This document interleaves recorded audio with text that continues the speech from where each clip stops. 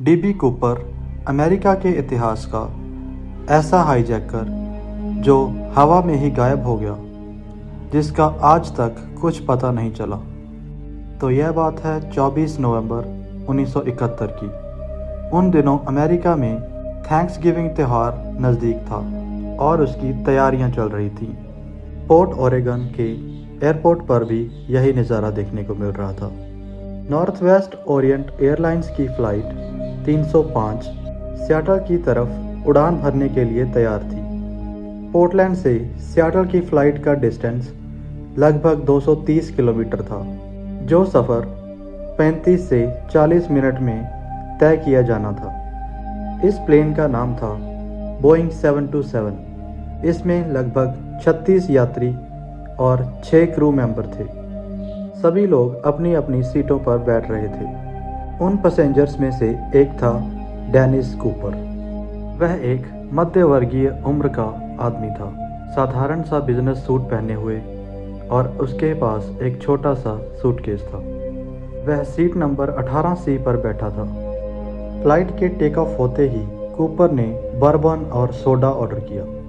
जब flight attendant Florence श्नैफर उसके पास सर्व करने के लिए आई, तो कूपर ने छोटा सा नोट फ्लाइट अटेंडेंट के हाथ में थमा दिया।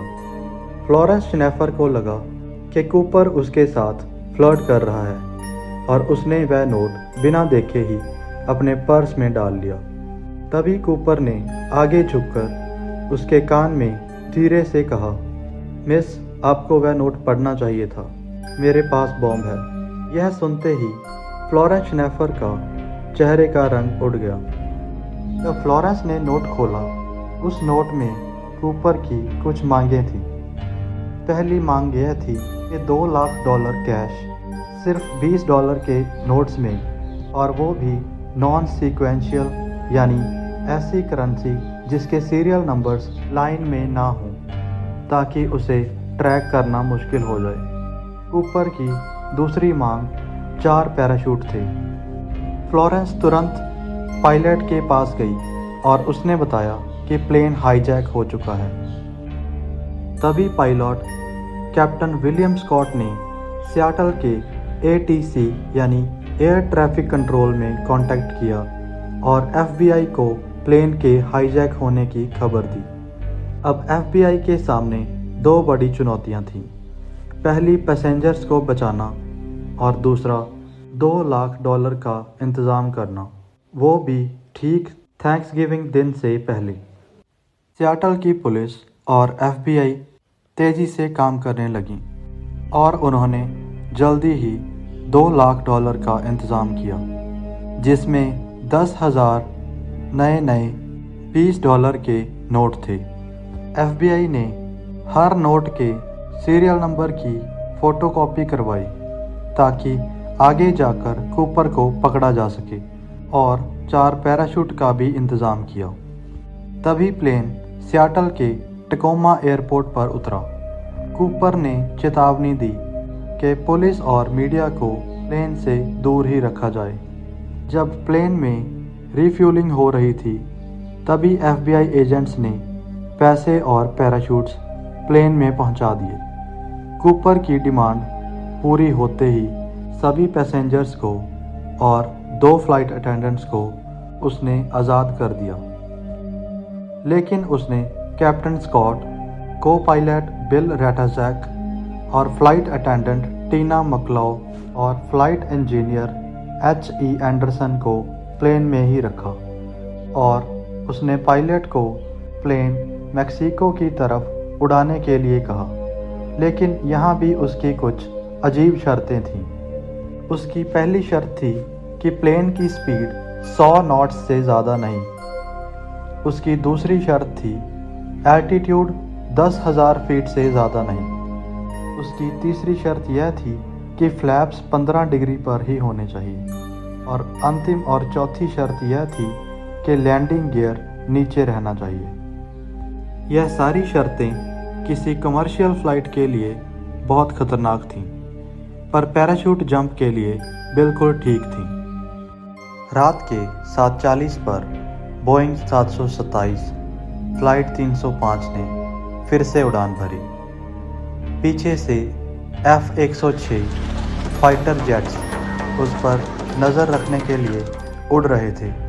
कूपर की फ्लाइट इतनी कम ऊंची और धीमी थी कि फाइटर जेट्स को उसका पीछा करने में मुश्किल हो रही थी।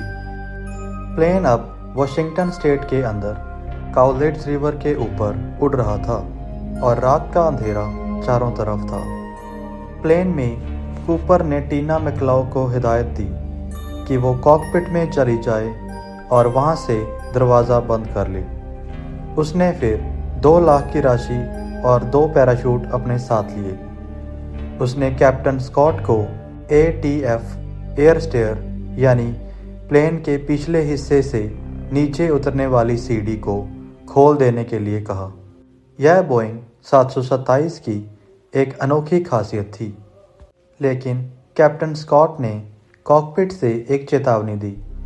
बाहर मौसम बेहद ख़राब है, तेज़ बारिश हो रही है और हवा की रफ्तार बहुत अधिक तेज़ है। कोई साधारण चोर या अनुभवहीन व्यक्ति इतनी तेज़ बारिश और घोर अंधेरे में कूदने की बात सुनकर ही डर जाता, क्योंकि ऐसे हालात में उतरना सीधे मौत को बुलाने जैसा था। लेकिन कूपर के चेहरे पर डर का एक भी निशान नहीं था। उसका यह फैसला साफ दर्शाता है कि वह सिर्फ एक चोर नहीं था, उसे पैराशूटिंग का गहरा और व्यापक अनुभव था। वह जानता था कि हवा की उस तेज़ रफ्तार का इस्तेमाल करके उसे कहाँ उतरना है, और उसने हर संभावित खतरे का अनुमान पहले से ही लगा लिया था। कॉकपिट में बैठे क्रू को जोर की हवा की आवाज़ आई और फिर आई एक धमाके की आवाज़। DB कूपर अंधेरे में बारिश और तेज़ हवा के बीच $2 लाख लेकर हवा में कूद गया। जब क्रू ने चेक किया तो AFT एयर स्टेयर खुली हुई थी और वो गायब था, और उसी पल अमेरिका का सबसे बड़ा मैनहंट शुरू हो गया। FBI ने तुरंत एक विशेष टीम, जिसका नाम था नॉरजैक यानी नॉर्थ वेस्ट हाईजैकिंग, बनाई। अगले कई सालों तक FBI ने हज़ारों रिपोर्ट्स जिसमें कूपर को देखने का दावा किया गया था उनकी जांच की। जंगलों को छाना गया, हेलीकॉप्टर और प्लेन से उस एरिया की तलाशी ली गई जहां उसने जंप किया था, लेकिन ना कोई कूपर मिला, ना कोई पैराशूट और ना ही कोई पैसा। इस केस के कुछ ऐसे राज हैं जो आज भी हमें हैरान करते हैं। जैसे 1980 में 9 साल बाद एक छोटा लड़का जिसका नाम था बैरियन इनग्राम कोलंबिया रिवर के किनारे खेल रहा था। उसे ज़मीन में गड़े हुए और सड़े हुए $20 के काफ़ी नोट्स मिले। जब FBI ने सीरियल नंबर्स मैच किए तो पता चला कि यह वही $5,800 थे जो कूपर को उस वक्त दिए गए थे। इससे सिर्फ यह पता चला कि वो इस एरिया में उतरा था, या फिर वो पैसा बारिश और नदी के तेज़ बहाव में उस जगह तक पहुंच गया था। दूसरा यह कि प्लेन में कूपर की क्लिप ऑन टाई छूट गई थी। जब उसकी जांच की गई तो उसमें टाइटेनियम और जिरकोनियम जैसे अजीब मेटल के पार्टिकल्स मिले। इससे FBI ने अनुमान लगाया कि कूपर शायद एरोस्पेस या इलेक्ट्रॉनिक्स इंडस्ट्री में काम करता था। DB कूपर कौन था? क्या वो बच गया, या वो कूदने के बाद मर गया और उसका शरीर कभी नहीं मिला? FBI ने 2016 में इस केस को ऑफिशियली बंद कर दिया। आज भी DB कूपर लोक कथाओं का हिस्सा है। वो शख्स जिसने हवाई यात्रा के बीच सबसे बड़ी चोरी की और फिर हवा में ही गायब हो गया, एक ऐसी कहानी जो हमें यह याद दिलाती है कि कभी कभी रहस्य हमेशा रहस्य ही रह जाते हैं। और जाते जाते कमेंट में आप ज़रूर बताइएगा कि आपका क्या ख्याल है, क्या DB कूपर मर गया होगा या फिर आज भी ज़िंदा होगा। DB कूपर का सच शायद कभी सामने ना आए, लेकिन दुनिया उसकी कहानी को आज भी एक अनसॉल्व्ड पहेली की तरह याद रखती है। मैं हूँ इटाची सिद्धू और आप सुन रहे थे क्राइम डायरीज। मिलते हैं एक और नए केस के साथ। तब तक के लिए खुश रहिए, सुरक्षित रहिए। जय हिंद।